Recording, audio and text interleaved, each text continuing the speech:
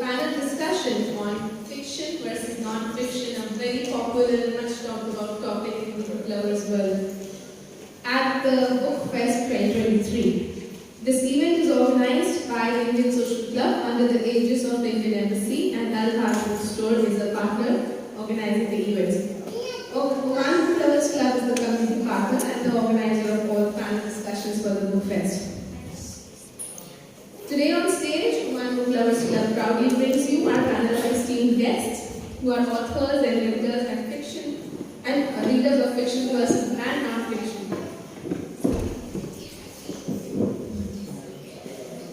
This is a subject which is very close to my heart, and I often talk about it a lot. And I'm very, very excited to be hosting this discussion today with a lot of my favorite people. We welcome our panel members today. We have with us Mr. Matt Jardine.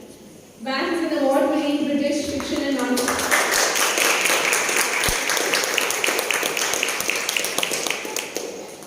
Matt is an award-winning British fiction and non-fiction author, teacher, podcaster, martial artist, public speaker, who for the past few years calls Oman home. He is a Londoner but has travelled wide, writing full-time, inspired by different cultures, their unique stories and points of view. His book, How to Be a Buddhist Millionaire, won the Firebird Book Award, was a finalist in the Eric Hoffer Book Award, and received the highest recommendation by the US Review of Books. He is also an author of 2 fiction books, which are in between publishing. And he's currently in the process of writing his 5th book, Camel Detective. All of those things are great. Welcome to the panel, Matt. It's a pleasure. Thank you. Next, I would like to invite on stage Miss Asma Al-Rayami.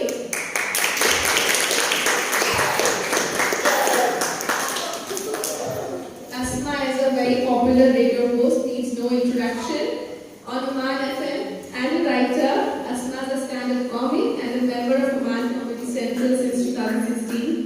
A popular MC at the events in Oman, Asma is enthusiastic about writing music and leaving her audience with a laugh and smile. Thank you, Asma. I would like to, a panel that's even more interesting as I call upon Amar Al-Naimi.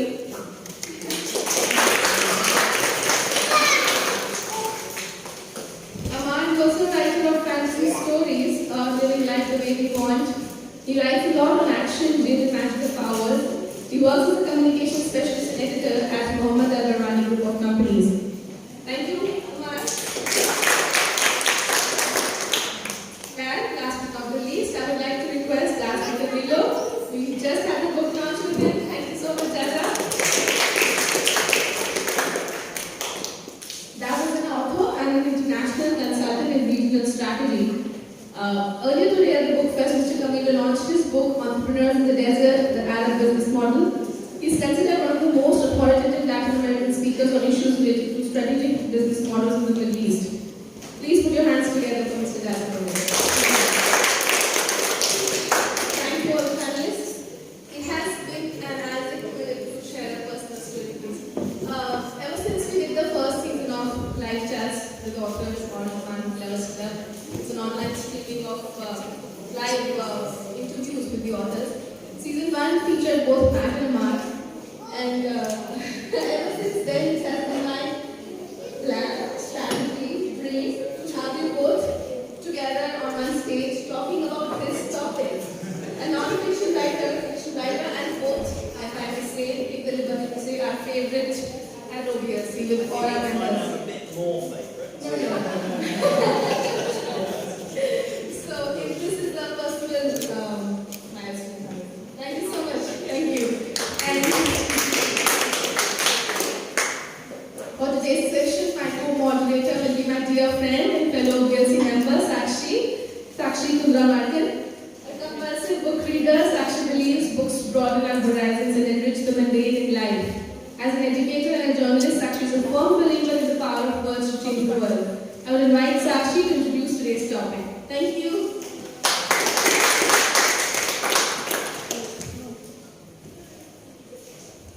Okay. Thanks, Tanisha, for the lovely introduction. Good evening to our audience gathered here today. And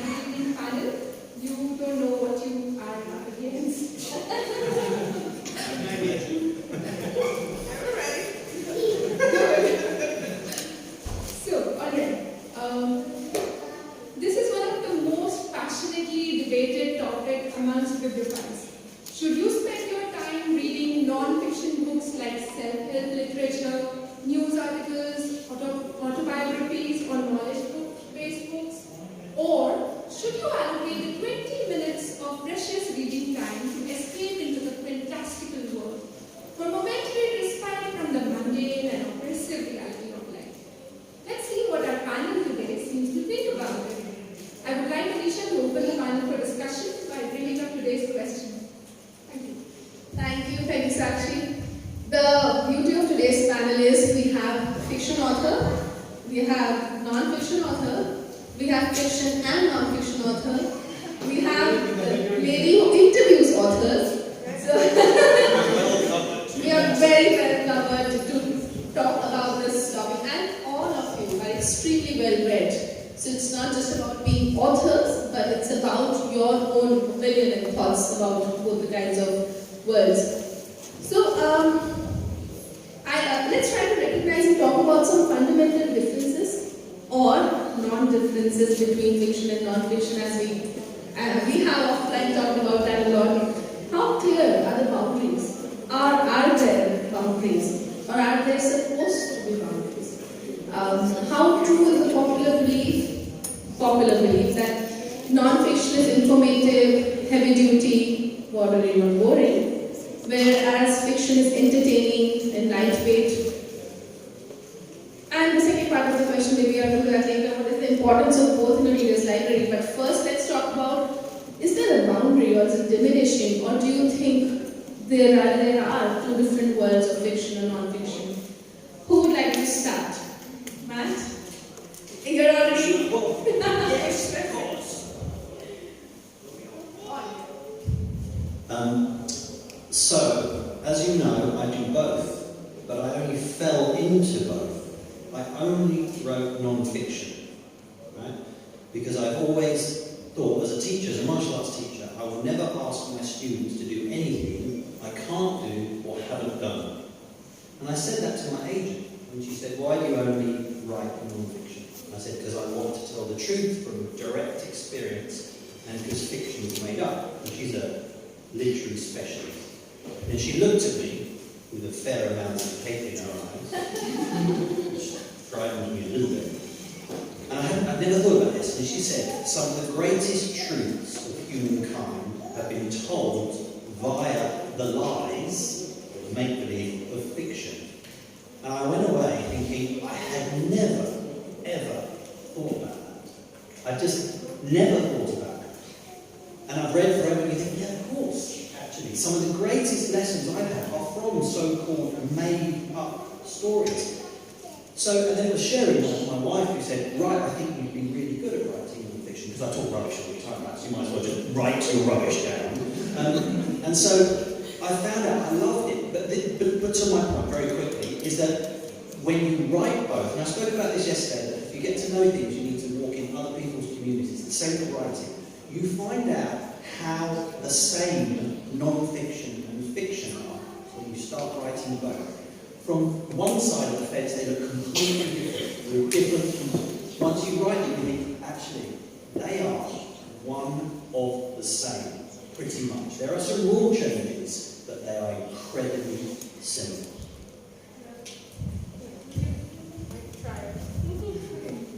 So I relate, Matt, in writing your own rubbish. It's kind of how I became a comedian to begin with. Writing material or performance material, it's all written down from the scripts to line up to the punchline. It is psychological, intellectual. I dabble with different types of people, understand their emotions, and I perform it in a way that eventually makes you mad. Right? And it seems like the difference between fiction and non-fiction is just the fact that, fiction is non-factual, while non-fiction is factual. That is just by definition, by reading by Wikipedia, right? I did a little reading project, right? So I think it's quite obvious, the difference itself.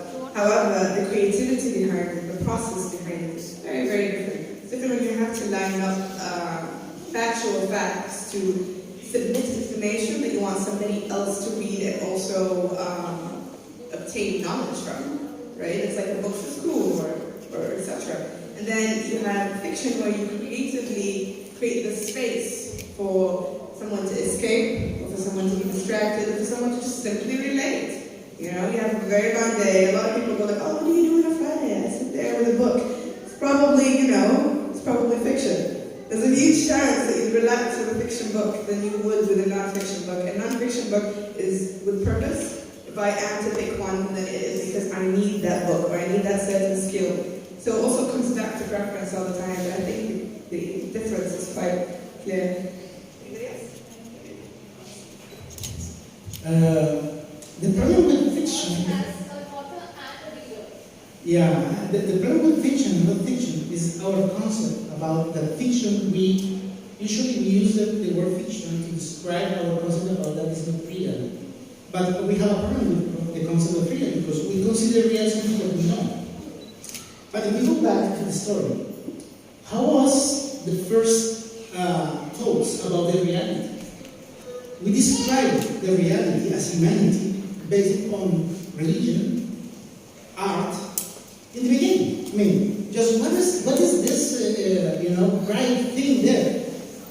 I don't know, it looks like a circle, and it looks like God. Today we know that it's the sun. It's the moon. Because the science today is giving us this fact of reality. So when we are talking about fiction or non-fiction, we have the same issue. We consider fiction the things that we don't know, we consider that are not real.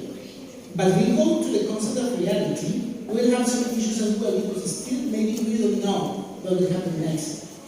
Of course, the purpose of fiction always is to give you the sense of engagement with the purpose of the book. Because actually, in non-fiction, for example, we are talking about facts, numbers, information, something that for some people will be quite boring. The purpose of the book is nothing different than to show you something, But in fiction, the purpose of the book is that you have your own interpretation about the reality. And in this thing, you can have so many different thoughts based on your background, or based into the background as well, how you consider this as a reality. So imagine that just this kind of image. Imagine 4 people in a very dark place, They've never seen before an elephant. You put an elephant there in the and they will start by touching, giving you a description about elephant. So one of them they will take just the front, Oh, elephant looks like a snake. The other one will take the tail. Oh, elephant it's not a big snake, The other one will take the leg. Okay, elephant is like a tree. So all of them, they will have different perspective of the reality based on their own perception. That's why we have this quite an issue talking about fiction and non-fiction.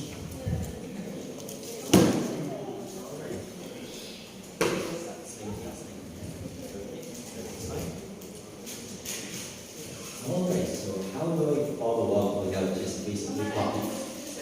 As always, right? Morning gets to play. We'll try So, how do I follow up without just copy pasting whatever you guys said? I think I'll argue that humans, people are storytelling truth-seeking animals. Back in the days when we remember that when we used to climb rocks and run from tigers. In the jungle, while we were running, we were seeking the truth of where to find safety. And then, we are hardwired to find the truth, to search for the thing that will save us, that will help us in our lives, and then we go back to the cave and we tell somebody else about it, in as fun a way as possible. And I think we're hardwired, in a way, to find meaning in whatever we're told, even if it's a story where the author doesn't even mean to teach you anything. We find lessons somehow in those fictionary stories.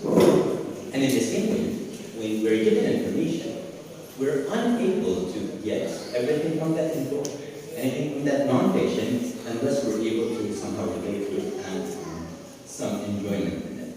So I think there are real differences between them, but there is a blurred line. Like in the book, the thing with fiction is, fiction tries to teach you maybe 1 or 2 lessons maximum. right? It's exploring maybe one truth or two truths, but it's going very deeply into that truth. While nonfiction just has a more proactive approach, I would say, in trying to give you information. You're getting a lot more and a lot more details. But other than that, I think it's possible to get stories, and it's possible to get truth from either one. I'll go so far as to say is, I think that on the whole, we learn more from stories than we do from just base facts. And that's why I do and always will prefer fiction. I'm looking right at you. Did you think that in writing fiction, right, it's going to almost always require some sense of inspiration? And that sense has to be real or factual to begin with, and then interpreted with an idea to writing a story. Because how can a story be relatable and relevant if it doesn't touch some kind of a truth? That I was just thinking the same thing, that actually people think fiction is made up. It's not at all made up. There is nothing made up in fiction. The difference with non-fiction is that, and you know this as a journalist, and as you know this with your work, like, you can't just say anything. Because if someone kind of investigates what you said, and your editor comes to you and you've made it up, then you're finished. Fiction gives you the buffer, but actually, and again, having written both, what you find with fiction is it's all true, but just from different sources.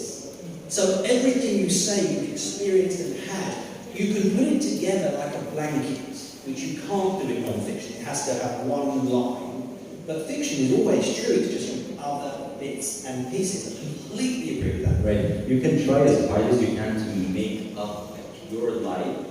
You really can. And it feels wrong, doesn't it? When Yeah, it reads. it's okay, I get it, right? I'm a stand-up comedian, right? I write all my material from scratch. And almost every time I'm on stage, every single person in the audience believes what I say. However, I can guarantee you right now, don't tell anybody, but 95% of my material is lies. They're all based on something. Do you know what I mean? They're all lies. Like, I get paid to lie. That's what I do. So I don't know. I feel like no matter what, it always comes back to something real. And it's easy to take that same concept and create this beautiful picture that is not factual at all. Just dabbling the truth. And then it's in a space of time, or in a galaxy of this place, or this person has that name. So the name, the place, the smells, everything differs because it stems back to the creativity of the person and what they want to create. But the truth remains the same. Yeah, and the further you stray, the less engaging it's going to become. Like, yeah. Because once you go, and then the less you just, and if you leave behind the truths of the world, the truths of people, you will end up with a less interesting story because you've forgotten what story you're about. When you've read a book, it feels, when you've read a book by someone who's reached for non-factual fiction, when they've just made up, it feels like someone who's made up rubbish. And they've shoved something unrelated. Just going on to comedy, I've been studying comedy. I genuinely think comedy is the purest art form of writing. It is brutally difficult to do. You try it. It's absolutely brutal. I did it after interviewing us. It's so hard because, as you say, it touches psychology, philosophy, it touches everything. But if you want to write, try and write comedy. You might not do it very well, but it's so important. And that's why I'm now reading more comedy scripts as well. It's really interesting. There's a whole genre that literally that clarifies this or puts it as an example, right? Based on true events, based on true stories. These are also fiction. Because they might have some truth in them, which is obvious. They tell you that based on a true event, or based on a true story. They say it to you. It's a complete genre of its own, but it's also fiction. So whether you're obvious with the truth or not, truth remains there. Everybody wants. Actually, there is a concept in Thursday, they mean uchrony. Uchrony is a way also of writing, that you write based on true events, but with a big highlight, what if? What if is that in this historical fact, for example, what if Adolf Hitler won the Second World War. So you deploy all the story basically something that was actual, but also you deploy fiction, this kind of fictional things. So I feel that it's more difficult when you have this kind of thoughts about it to create something that is coming from nothing. Actual facts are there in a way you can take it, but to create something that is not. It's like H.P. Lovecraft. He said that the biggest fear of the human being is the fear to the unknown, something that is you never know. You don't know what you don't know. Yes. That's Yes. what you're trying not to describe the thing. Yes. Yes. That's right. That's why he tried as much as possible not to describe the thing that was scary, because the more he described it, the less scary it got. I think I would taking on from your point actually about fiction around real events. So there's a very popular category called historical fiction, right? Phil Gregory makes a lot of money off it. You take a situation, you don't suppose it, you don't say what if the other side won, but you sort of take this into the psyche, to the hearts and souls of people who must have lived it. It's like taking you in that space. How would they feel? How would they experience life? For me personally, that's fiction working stronger than non-fiction. Because one of the things that we Indians also talk about is a lot about history, right? There are a lot of Indian authors also talking about it. It is one thing for me to hear it from my grandparents, their stories. It's another thing to imagine somebody my age, with my aspirations and dreams in life, being put in life-changing circumstances over which you have no control. I think in those situations, a genre like historical fiction really lends the book. It is history, it is facts, certain world events did take place, right? There's no negative, exactly, there's purpose, and they help you connect and visualize and feel what it must have been like, what the pressures of those times be.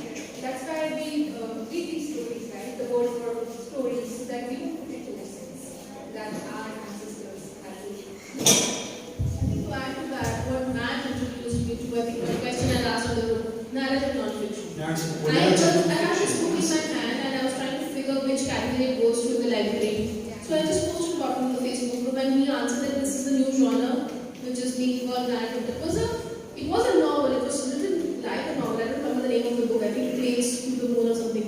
But it had real people's pictures and I just couldn't figure out it's true, but it's written non-fiction. Yes. Non-fiction, but it's a novel. It looks like a novel. Can you explain that? I've just finished narrative non-fiction because it bridges perfectly a cool punch-up about a professional martial arts fighter who's just fought for £1 billion, right? He lost. The point is, so the facts are, this guy is as dull and boring as you can get, right? The fact is he's a pretty good athlete, but he's not a superstar. So the biography, you just wouldn't pick it up. He's not interesting enough, his results are not big enough. But the story beneath the story, the fiction story, very quickly, it's not about my book, I'm just talking about narrative non-fiction. He basically was taught to fight at 5 years old when he got bullied at school and his parents said, arranged for a fight, this is in Scotland, and she videoed it. Now you start to think, wow, it's a heartbreaking story of poverty and literally fighting your way out of poverty. So all we've done is we've taken the spotlight, which would have been a Ronaldo biography, would have been about all these great, Roger Federer, about their big wins. Stevie's isn't interesting enough. Okay, where can we put the spotlight? We put it on his very impoverished background. Suddenly, the story is really interesting. And that's narrative non-fiction. It's where you, and you know this, right? And as a comedian, where you shine the light. That's narrative non-fiction. And another genre which I would highlight in a similar sense is essays. Virginia Woolf, Room of One's Own. Oh my goodness, like taking all of that writing talent, that ability to craft a story, and just speaking about the topic from her heart. Yeah, it just does something magical, and it's a way of using that inherent storytelling ability the way to like really grab you. And to turn it into, no, I'm just going to tell you stuff. And here's my question, because I think we're being too calm here. I would like to poke the bee's nest a bit. Why does so much non-fiction have to be written in such a dull, monotone way? Like, what is taking it? hasn't read how to really swim it out. You know, that goes back to how good the writer is and how creative and artistic they are. It's not genre specific. Let's not judge things. Let's not judge a genre, an entire genre, and be like, this is good, this is not good. It's just not how it works. You know, sometimes you can find a book, right? Very extremely helpful. Not written like. You can find niche, for example, niche genres within fiction, right? There are, for example, sci-fi, right? Sci-fi, for example, that's a very complicated genre to walk into. You need all the details, the imagery, and everything. And not everybody's J.K. Rowling. That doesn't mean it's going to be a good read. Yeah, but like, this is what I don't understand, which is in sci-fi and in fantasy, and it's very difficult for you to rise to the top of your genre without, you know, it being very controlled. Whereas I seem to see a lot of non-fiction books that are very renowned and definitely very useful, you know, like really informative stuff that don't really take into account, well, how can I deliver this message in as fun and engaging way as possible. I'll back this up. For the longest time, I did not read any non-fiction.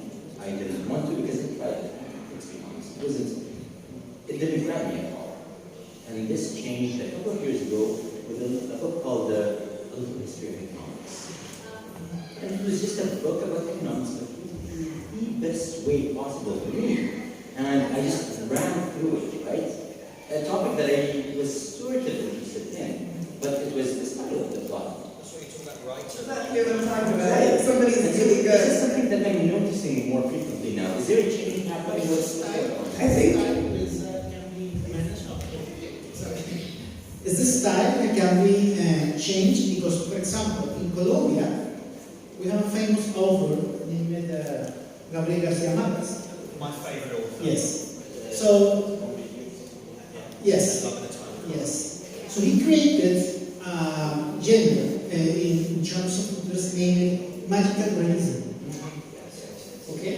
So if we go to the concept itself of magical realism, is that you are taking stuff from the reality, but you convert it in a way that you are having a dream. For example, in 100 years of there is a fantasy, he's talking about the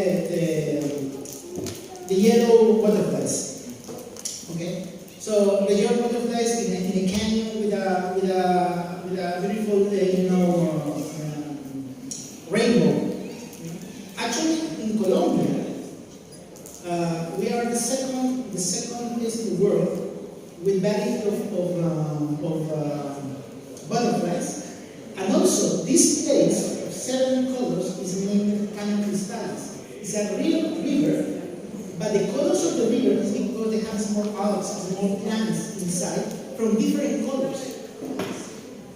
So it's taken from the reality, but he made it and transformed it in a way of non-fiction. So that's why when we have even, for example, business book, my experience, for example, in writing Interviews in the Desert, it's something about business.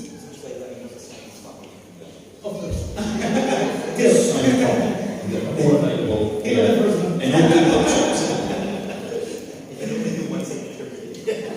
So yeah, okay, I want just to take that.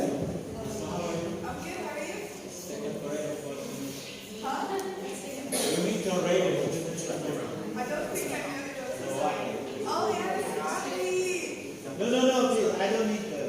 So you're my kid. No. I'm so sorry I didn't recognize That's it. okay. I'm so sorry. What is this Your spirit? voice is Beautiful enough. spirit. No.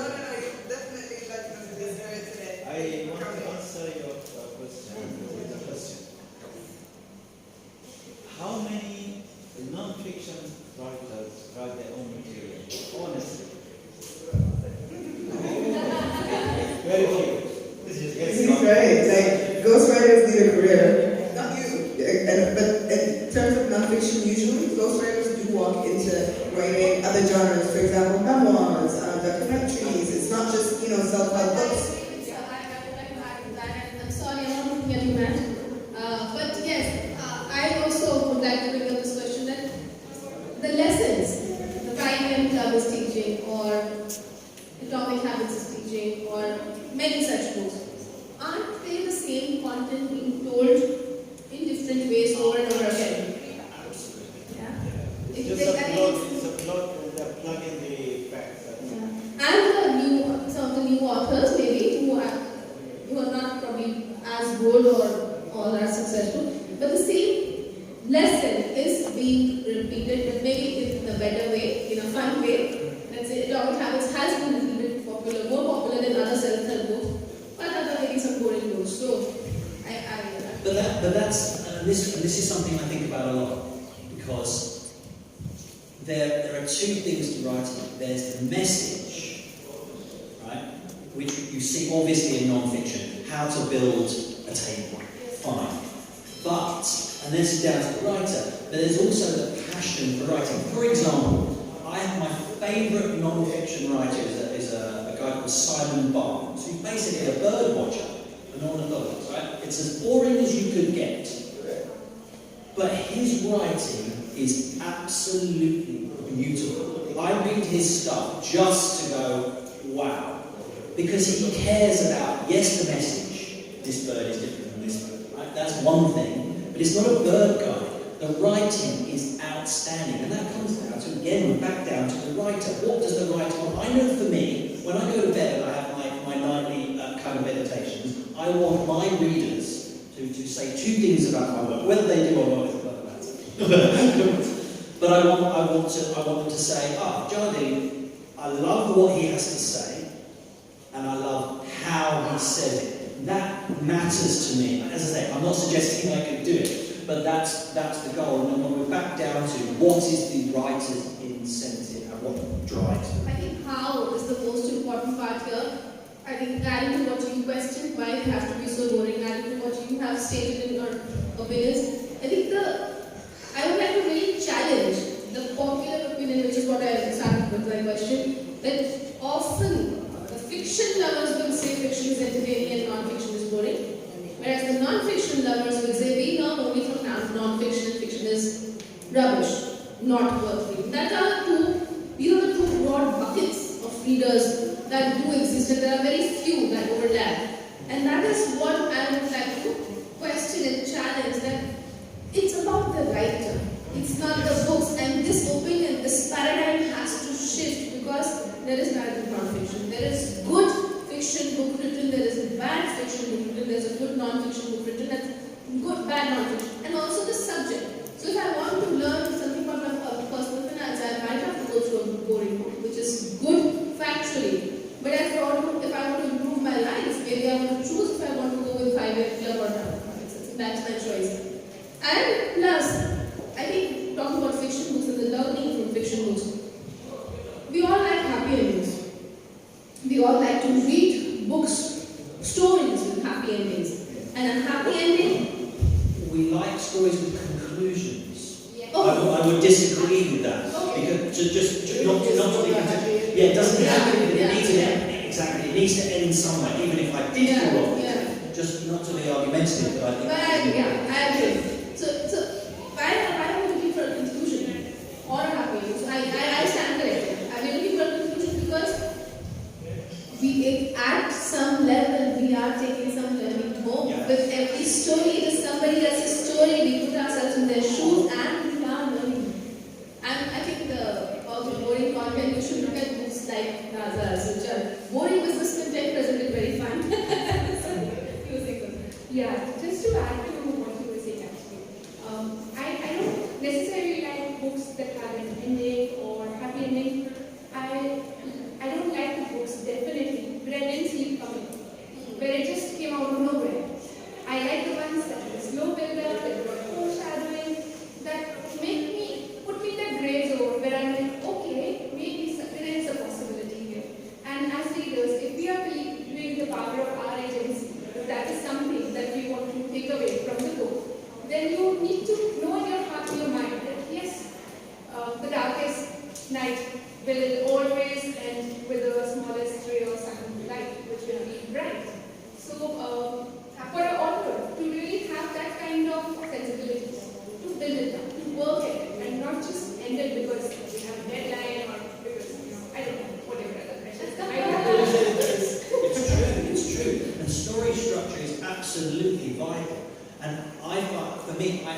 absolutely love learning stuff. Learning story structure is fascinating, which brings us back to, if truth in fiction, if the ending suddenly right-hand turns, just what you're saying feels awkward because that wouldn't happen in life.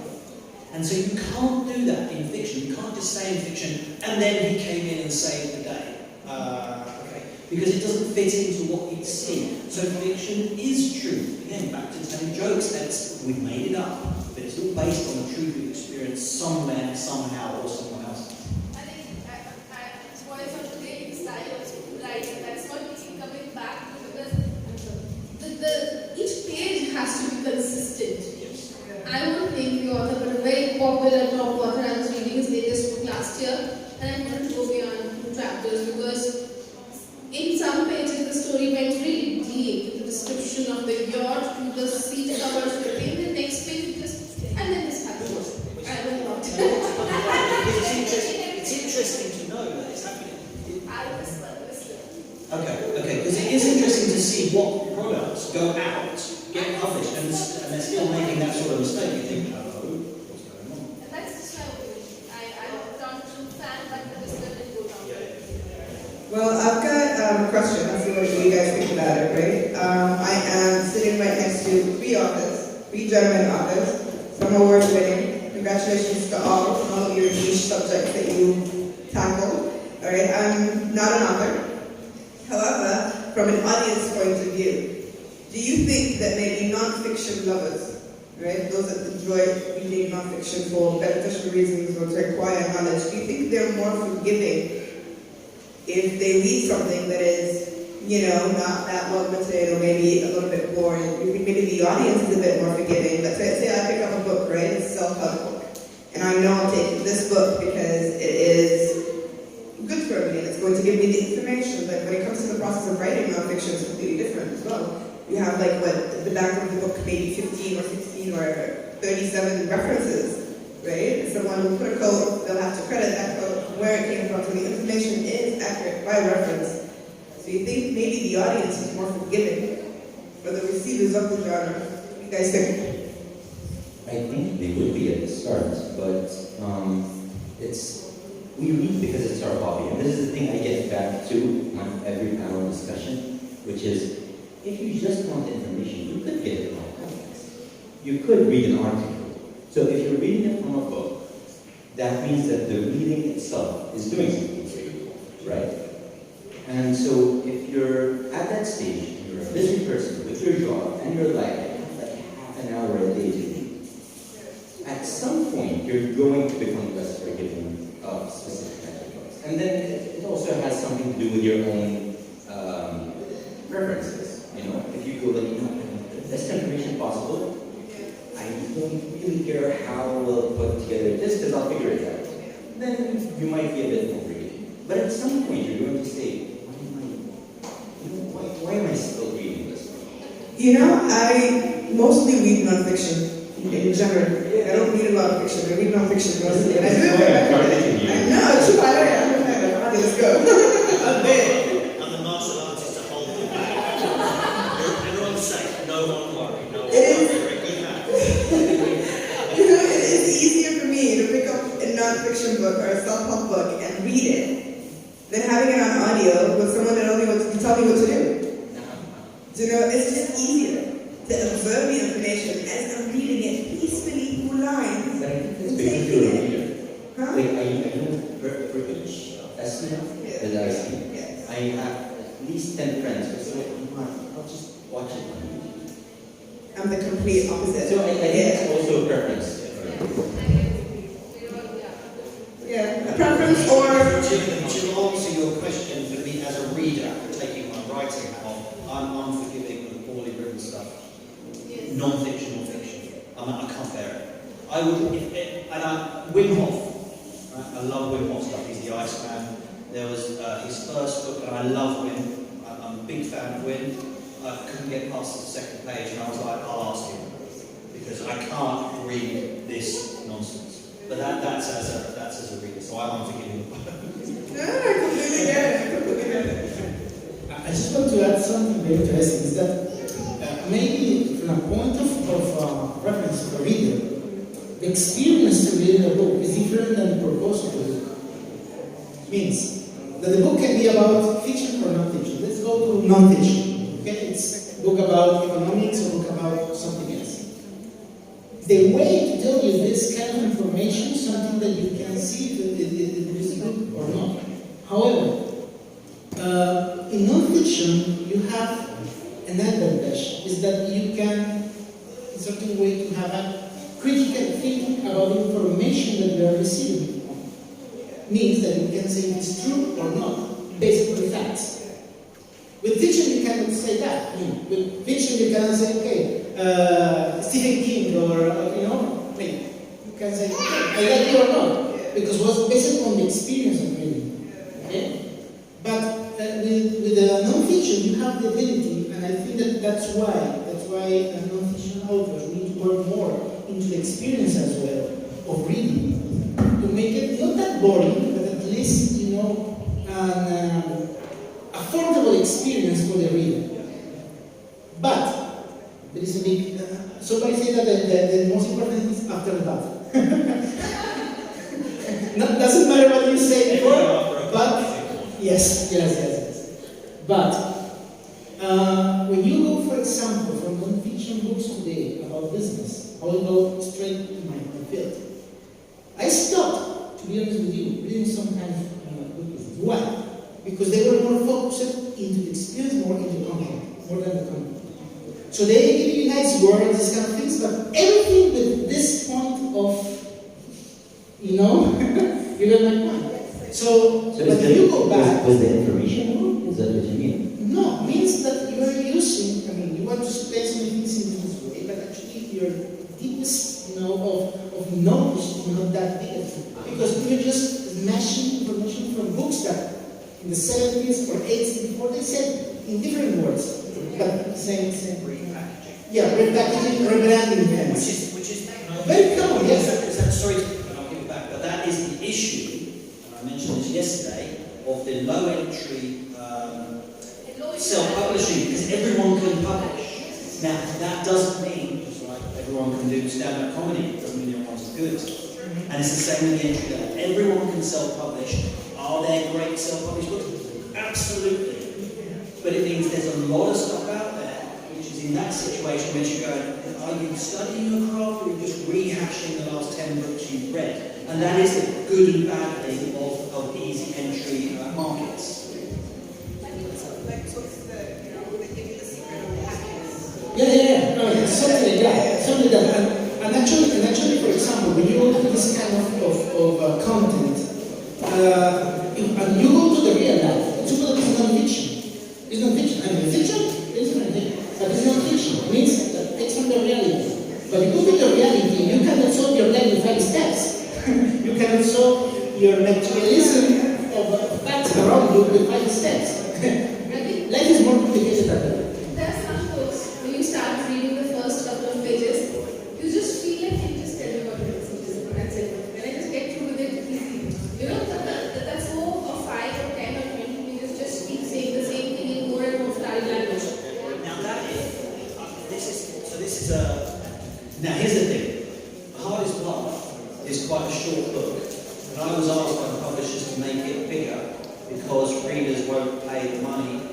So they wanted it, and I said, no, it doesn't need to be bigger. And so I know this firsthand that you are asked to drive your numbers up, which is why you often see 3rd, 4th chapters are just kind of rehashes of the ones earlier. And that's a money-based thing, where they needed to give a certain length to fill it out. That's a fill. How much do you have to be under the pressure of making your book commercial? There is that. You have to be under the pressure of making your book commercially viable. Why would somebody pay that much money for a film? Same happened with art. I mean, if you go to the music today, music. For example, talking about the stories, about the conclusion of the stories.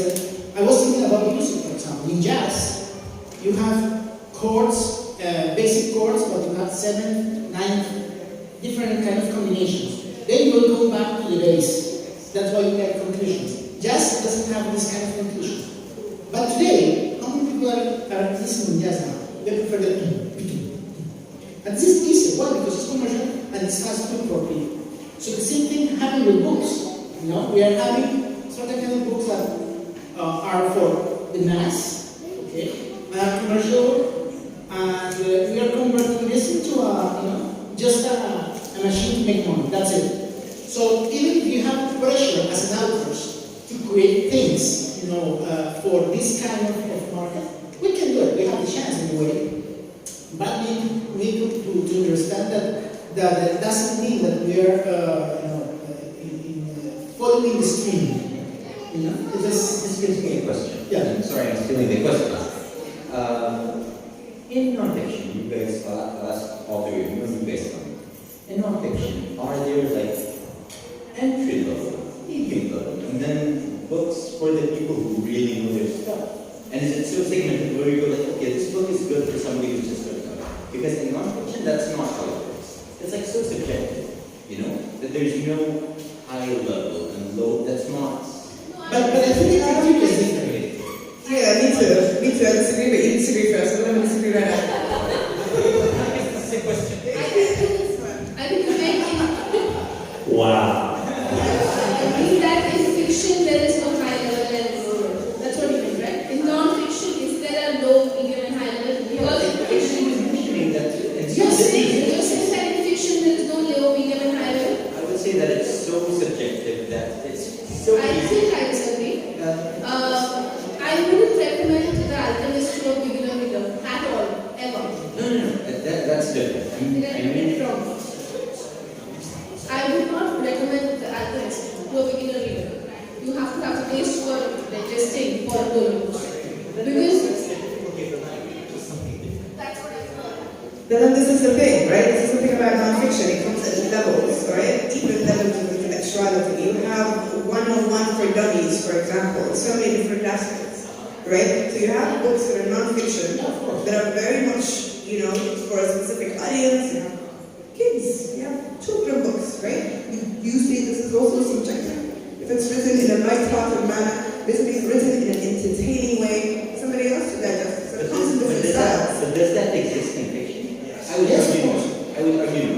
Because you would go by difficulty of language, but you wouldn't say, well, this is not fantasy enough for me. You wouldn't say it. No, because the criteria, I think the criteria It's is just different. the language. No, the criteria is different. No, Because it's about. it's not just the language. Yes, It's also design. It's also delivery.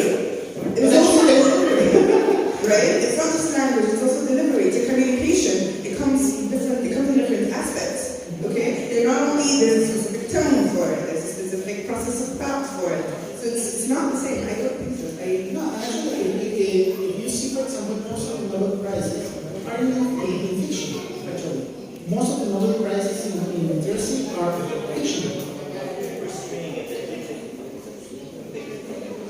No, because the levels, when you say the levels, you are talking about criteria. So I'm just thinking in my head, I'm going through it, because you've got English literature, you've got literature. I am never going to win a literature award. I don't aim for it, I'm not good enough to write it, I'm not interested in writing it. But I will, and I will win awards, I suspect, at storytelling. They're different things. My goal is to drop a reader into the story like a joke, so you don't know you're in it until you come out of it and go, oh, that was good. Now, whether that's not winning, and I do think there are different levels. So you've got, for example, and I'm just going through John Grisham, then you'll come up to, I'm going to put at the top, Gabriel Garcia Marquez, and then we'll shove in the middle, James Patterson. Great storyteller, Where pretty do you storyteller. see Stephen King? I don't read Stephen King Oh. because I carried terrified me years ago when I was a kid, and I determined to stay away from Stephen King. That's the only reason. And he would be between James Patterson and Gabriel Garcia Marquez.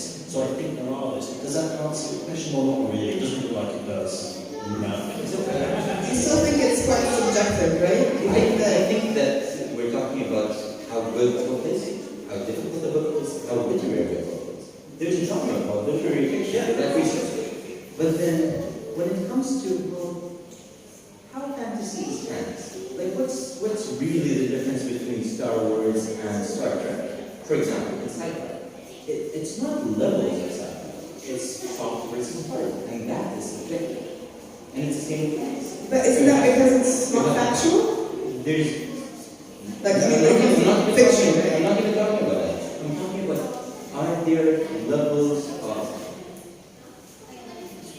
you know what I mean? Oh, please, translate. I think it's just trying to, if this is what you do, then don't agree with you, but I think you're trying to say is, are there different gradations of a well-written fantasy world? Are there gradations of how advanced that fantasy is? Yes, I think yes there are. You do. Yeah. For example, how can you put J.K. Rowling and Tolkien in the same bracket? It's soft versus hard. That's No, that's not something. we have an audience. Okay, we need Audience, Actually, I Please take the mic, please take the mic. You start this. During the discussion, I'm a reader of both non-fiction and fiction. Wonderful. So I was just thinking, there are categories in fiction as well. Because we look at children's book, the young adult books, and the adult books. And like she said, if when we look at the Tolkien books, there are even lectures in college to interpret the literature written in the book. And he has even, I think, created his own language itself in the book itself. So, yeah, exactly. So I don't think we would recommend a Tolkien book to a beginner or even an amateur itself. But someone who's really, really knows their book, and they have gone through a lot of other So then, like, you go through. Exactly. Yeah, exactly. Because if you look at the history of how I got into books, I started with Enlightenment books, right? All of us got into short stories, then we went to the Secret Seven, the Famous Five, then we moved on to the J.K. Rowling, and then finally we graduate to the Tolkien's. Agatha Christie. Agatha Christie. Even the Sherlock Holmes, the original. Really good. I get it. I completely, in reading difficulty, just for the record, I love J.K. Rowling, but I find her work unreadable as J.K. As Robert Galbraith, I much prefer that. He's a better guy writer than a girl writer. The mysteries are excellent, but I find the Harry Potter series unreadable, but I love the stories. And I don't think it, and I think Tolkien's a completely different beast. I don't think you get any more out of the story. I don't think you advance to Tolkien, right? That the story is the story. That hates fantasy, and he's talking about how good. They're different beasts. But that's to do with the writing. That's, I think this is, again, we're back to that back to quality. I don't like. I bet he's never read it. He's like, and I'm like, the Lord of the Rings. Because it's amazing. It's worse because it's too philosophical humor. Like, not everybody likes comedy. Doesn't mean I can't make you laugh. Yeah, everybody likes it. Not everybody likes comedy. That's fine. And it's a piece. Someone walks in, it's a good song together. Yeah, all right. I think we have agreed, disagree enough. We have gotten into the minds. We are just going on like a coffee conversation. Let's take a little break and take a question from the audience because this is never ending. No, I don't want that. Guys, you guys are very good. See, in fiction, there are less books that should go to the dustbin. No, please, I don't. So we would like to take the break, please. But in non-fiction, sorry, I asked It says, in non-fiction, probably half the books or one half the books should go into the dustbin. A lot of rubbish. And the reason for that, I was just thinking when you asked the question, if you go back like 40, 50 years ago, who wrote non-fiction? Very few people. You talk about Walden Pond. All right, let's categorize Walden Pond. Is it fiction or non-fiction? It's both. Really, and so you had writers who wrote. Nowadays, as somebody, I think you said it, or you give somebody money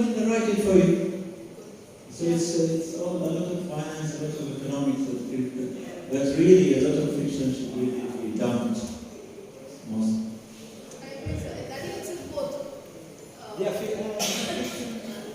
I don't read modern nonfiction, really, honestly, because I think somebody touched on that a little bit. A lot of rubbish is in bits and pieces. Everybody's right is a writer, yeah? Everybody's a writer now. But there are really not that many good writers. That's true of all crafts. Yeah. Because again, the entry level, you'll see this in your own work as a master calligrapher. You see when someone has embedded their time and effort in their study and craft. That's why it frustrates me when I read. I understand we're all trying to do the best we can. Absolutely fine. You must have this when you watch people who, you don't mind people coming into the club and doing a bad set. As long as they don't come off going, I'm Joe Rogan. Right? Because it's when they're claiming to be something. Just know where you are, not a very good writer, fine. But I'm trying to get better, and better, and better, and better. And then it's embedding yourself and committing your life to your craft. So we're into an issue on, are you writing a story or are you really trying to evolve as a writer, as an artist? And that's a difference. That's sacrificing your life to your art. And I'm a huge believer. We can all agree on that one. I agree with Matt, and I think a perspective that we need to keep in mind is that when we approach a non-fiction book, we are more critical in a sense, but when we are talking about fiction, we program ourselves to think that it's an entertainment, and I think we are less critical of the author. Yeah, exactly. I agree with that. It's okay. Good evening, everyone. Just to start with, I am not a very dedicated reader. I started reading in my library when I was young. I started with Nancy Drew. So basically, having a thriller. Then I went on to certain books of hers, but then I stopped. As Anisha mentioned, that you really won't link to that subject, you feel it is boring, so you move on. But after going on for a particular period of time, in this particular age, which I'm not mentioning to you, I was addicted to Michelle Obama. When I read her Becoming, Michelle Obama, and I just went with the flow, and if I'm not mistaken, that's a non-fiction, but that really got me addicted. And then, once I finished that, I moved to an Indian author, Twinkle Khanna, and I started reading her fiction, which was the genre was Asma's genre. She was a very funny lady, and she started with her first book, which was Mrs. Funny Bones. So, while reading such books, now when you are debating, and I'm really getting more knowledge about fiction and non-fiction, I'm confused. What am I supposed to choose and how I'm supposed to choose? So, as you mentioned to me, there are levels of, particular authors and particular writers. So, which is the best one for a beginner like me? I still consider myself a beginner. I'm not considered. But yeah, definitely I don't want to go to the toppest of the level. And Starting with a book called Swarm, I'm not sure what to do. I don't know if anybody's heard of it. That's just my opinion, these are the experts. I will always say, you don't have to ask anyone, how should I choose a book? You just pick what you like. You want to read Tintin and comics, please read. Just read what you like. And I agree with you, I am generally, late. My last 10 years I would have read fiction more than non-fiction. And yet, Twinkle Khanna's books are incredible. I've read all the 3 books. Yeah. Pajamas and It's fiction and non-fiction. Yes. So there I do get confused, but as I said to you, my genre is similar to Asma's. I love funny things, and I love the way the comics comes out, and the genre is very difficult genre, even when putting it up on stage or putting it into the books. But really to know, I think I'm addicted to anything that comes my way, but when choosing the correct author, as Matt had mentioned, he's read rubbish books and he's read excellent books. Is there a particular thing you would want to suggest to a newcomer like me? Yeah. If my job today is to disagree with you or disagree with you, me and Annie are tuning today. Girl, do you. Pick whatever you like, read whatever you like, go to the back of the book, be like, is this interesting or not? Is this gonna, be what I need to read at that moment or not? They're gonna change. Your taste buds are gonna change. You're gonna move from fiction to nonfiction. I've done that all my life. Like honestly, just go back and forth with the things, and it's not because I like one genre over the other. It's just because right now this makes sense to me. So figure that out. Figure what makes sense to you, and just run with it. Yeah. Would everybody agree that if you take 5 pages and you like the 5 pages, that's your book? I also. Don't tell anybody what you thought. I started with the short stories and I have given such a version and read the first chapter, which was very, very interesting. And now I'm also moving to the gym. Started. So I've started to know You know, better. Thank you. You know what I often do? Personally, I always keep with the one fiction and one non-fiction that I read parallelly. Because in a day, in a week, there could be times when I'm in the mood for this and then not in the mood for this. So I always do that. And I have never been a fan of biographies, but Michelle Obama changes that. I've never been a fan of satirical non-fiction, but Twinkle Khanna changed that for me. So what kind of author should I choose? What kind of book is for me? It's absolutely individual's choice. Except like we talked in the morning, maybe till the age of 12 or 14, we will monitor what our kids read. After that, it's absolutely, today I'm in the mood for this, today I want to consume this content, and I'm going to read what I'm enjoying. If I don't enjoy it, it can be the best, biggest classic of all times, but maybe it's not for you. Not everybody is a fan of Paulo Coelho. Is it equality? Not everybody will like a Booker Prize winner. So it's an absolute individual choice. You should never ask anyone how should you choose a book. That's just my personal opinion. And just one advice to keep a book after 2 or 3 pages to keep in mind. Yeah.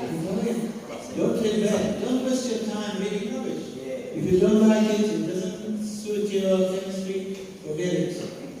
And what is rubbish for somebody else would be great for you. What is rubbish for you would be great for someone else. Yes. Except there is poor writing. There is something that won't relate to you, and you just go, it's not my thing. And there is badly written, which is my issue about entry-level stuff. And again, and just putting it back on the authors, it is our job to write well, even if you don't like what we're writing about, and that's fine. But we should always strive to be the very best writers we can, which for me has got to be clear, simple, drop your reader. Someone else, it might be a little bit more flowery. You might need 18 pages to describe a water bottle. But I just prefer the simple, short kind of stuff. So there is a difference between it's not my thing and this is really bad.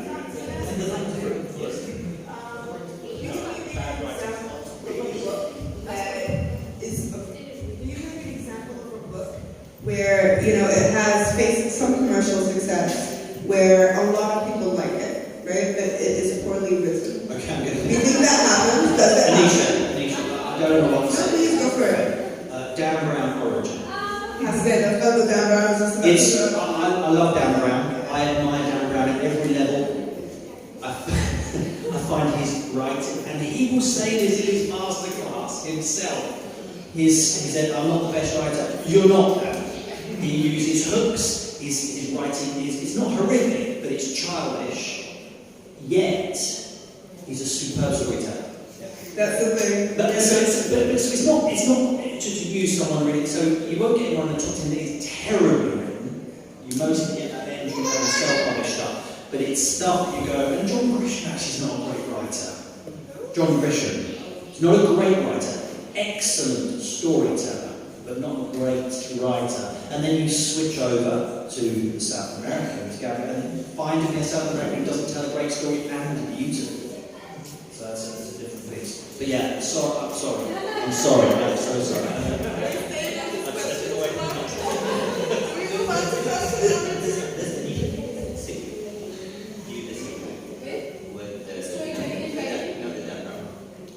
Yes, because I am a big fan. I mean, Do you think he writes well?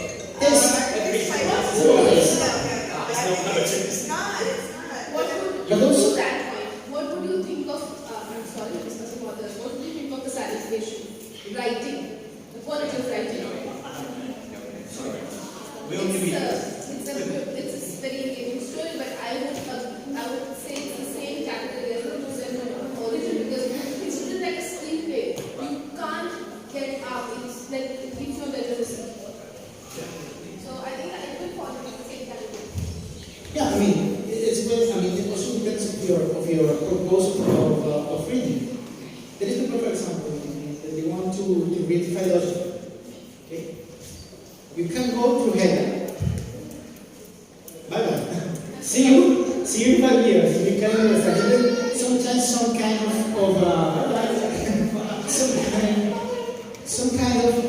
output, for example, in terms of philosophy. You need to just read again and read again and read again. And you can say, no, this is boring. I mean, just forget about no. This is the purpose of the book. You know? But today, for example, we have Wunsch Han. Okay? Deep philosophy, deep thinking, but in a very tasty way. Short, to the point. This is actually, I will specifically ask because I want to start reading philosophy. And it's been hard. It's been a bit hard.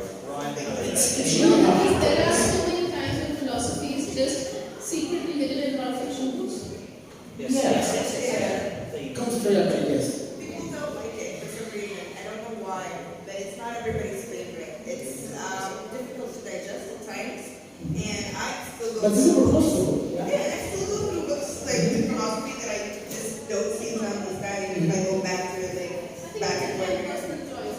At that time, what Yeah, because it's also any complex, any material complex. For example, Edward de Bono, if anyone knows that name, right? For example, lateral thinking. I still have that book, use it when I have writer's block.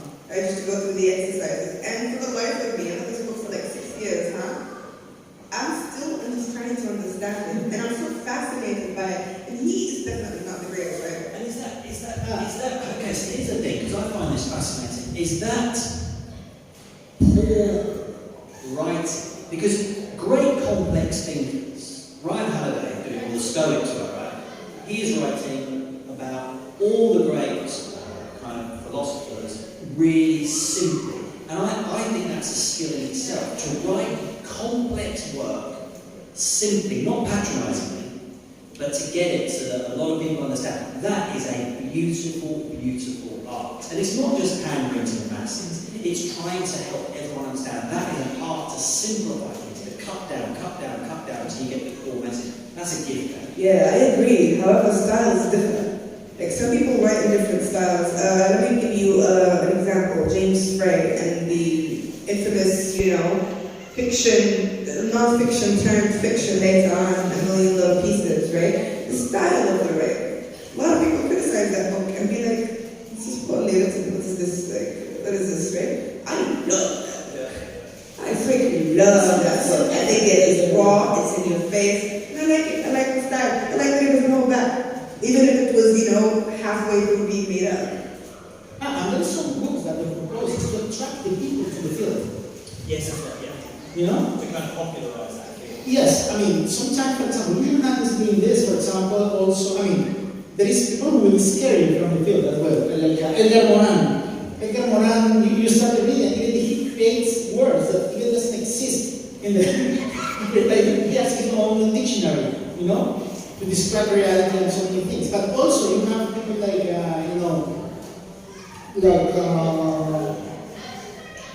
forgot Friedrich Nietzsche, they scare A me. nice, easy bedtime read. It's not, or Karl Marx, whatever it is.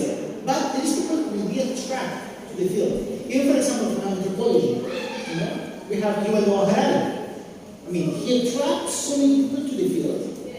Maybe the writing is not the best, maybe some facts are not that, but it's trying to go to the deep and see other authors in the same field, So also some kind of books that the propose to catch people to the field.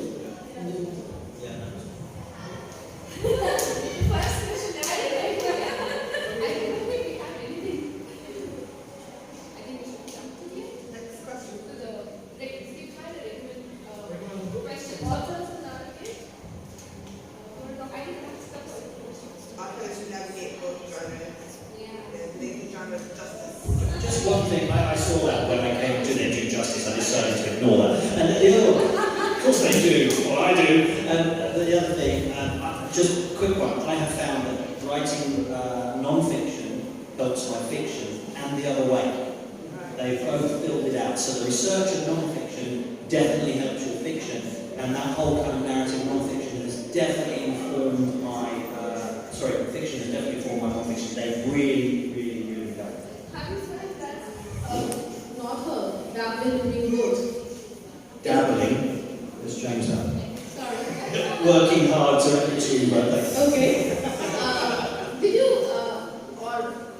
or maybe other authors who do both, do they get typecast? Yeah, is there anyone who's a master group? Yeah, there's a lot. If you look at really successful writers, a lot of them have got titles in both the Stephen Pressfields. You've got your absolute genre winners, like even with JK, with Dan Brown, they stick to one thing. But the people who don't want to get typecast are moving between genres, and you also find a lot of these. So J.K. Rowling, for example, writes screenplays as well, and she was instrumental in writing the theatre stuff, and she switched. I know it's still in fiction, but that's why she didn't do the Galbraith stuff, so she just wasn't just the J.K. stuff. Stephen Pressfield, who wrote not the Art of War, the War of Art, he has historical non-fiction. He does a load of different stuff. Because that's the other thing as well, creative. Now we're into, okay, are you just selling your soul, or do you just want to keep creating? Sometimes a story, when it comes up in your head, begs to be told in a certain way. This Vitus story had to be narrative non-fiction, right? But if you're always following the kind of the artist's path, you'll find that there are times you just want to go out. I'm writing at the moment, I'm writing a crime series. I'm the most unqualified person to write a crime series. But why? Because it's like comedy writing. It's a phenomenal challenge that you have to learn, play with, and it's quite a good medium for business because it's the best-selling genre outside of romance. And more importantly, I just get to play in a world. When I wake up, I go, I've got a huge challenge on my hands. So I think that's how you start. You get that with comedy, where you change your sets depending. You're not just the same stuff. According to the audience, and according to where you are in your career. Of course, all the time. It could be where I am during the day. I'm not kidding. I'll perform in the country in the morning, and then maybe like what is it called? Like a company event, and I'll do a 15-minute just show, right? And it's 15 minutes. This whole setting will be very different than what I'm gonna say on air. Yeah. Very different than me doubling it down and going completely unfiltered, completely uncensored at a stage in a more private event, like at a restaurant or whatever it is, or a pub or whatever, right? It becomes a lot more different. So I could change within the day. It's more interesting. It is. Because you get a chance to experience different sides of it, and you'll find that some genres you just cannot write, or you cannot tell. They're just not your thing, and that's cool. Which brings us back. A lot of you weren't here yesterday. The way to really kind of grow yourself is to keep stepping in other people's communities, which in this term means write different material, do journalistic work for a little bit, write some business books, do fiction, do all the different genres, and see, and you'll find at the very least, you'll learn something that will inform your next experiences. And for me personally, that's how I want to live, because it's just like, wow, that's really good. I was horrific at that, but I know now that that's not my thing, and it was interesting while doing it. Matt, that was beautifully said, that's for sure. If you can manage, right, let's say you know your thing, right, and it's separate genres, because your creativity just has no limits. You're ready to do different things professionally, which is brilliant, and being able to do so is amazing. However, it is not easy. I have written, for example, in two genres, right? Before I did comedy, I was a poet. For the longest time, right? And I had small publications in my school. That was about it, right? It was just heavy poetry for a long time. And when I switched, I just switched to comedy.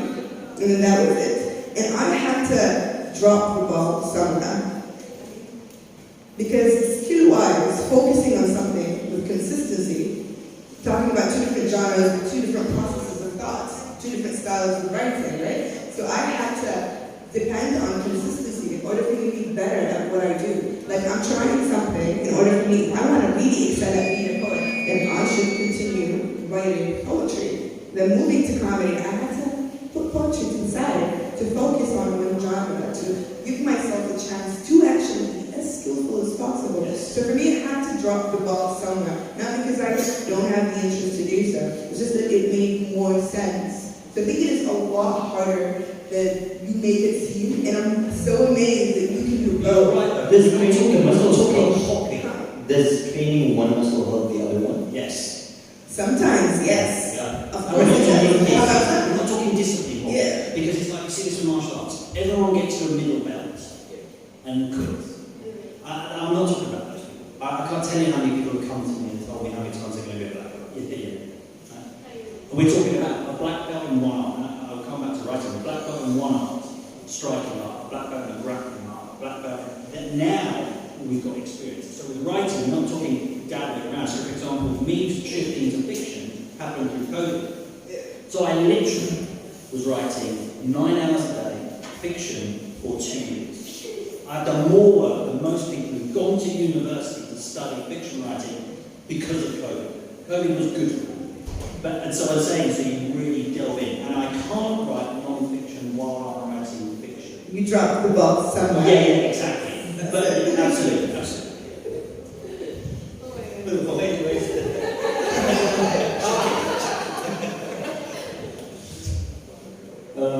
Can I say one final point? Because I started this discussion by saying I don't read nonfiction. So I started recently with a little history of economics, and then the way that I was able to get into it later is through audiobooks, which is literally me listening to an audiobook in something that I like, which is in this case marketing.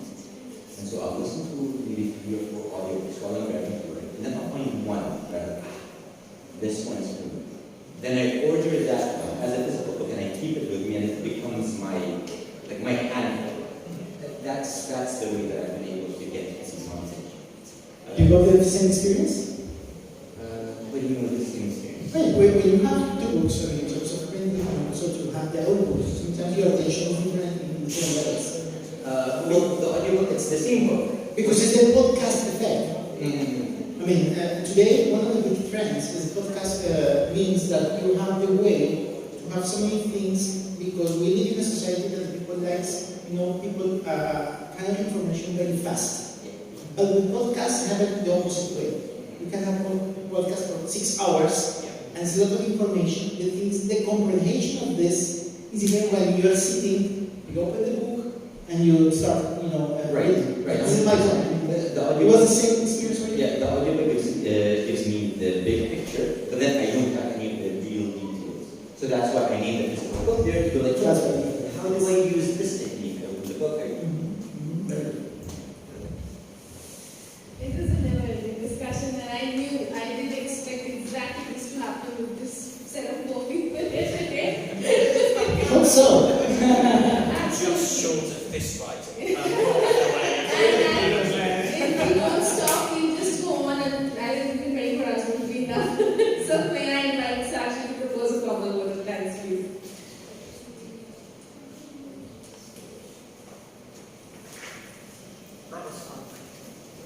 Alright, so it's been fun and it's been phenomenal. It feels like we opened the can of worms.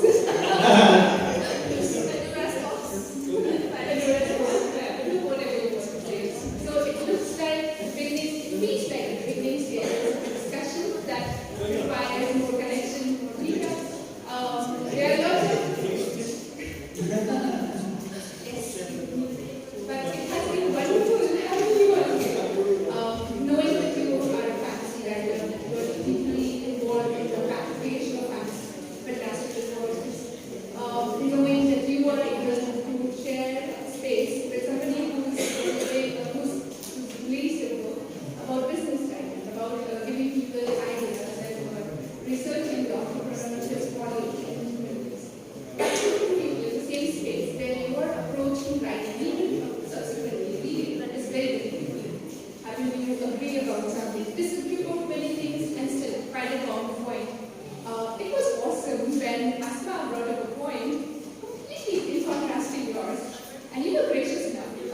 your perspective. Just bullying me. What are you talking about? She killed me out here. I didn't see See, that. I- What do you do that yourself?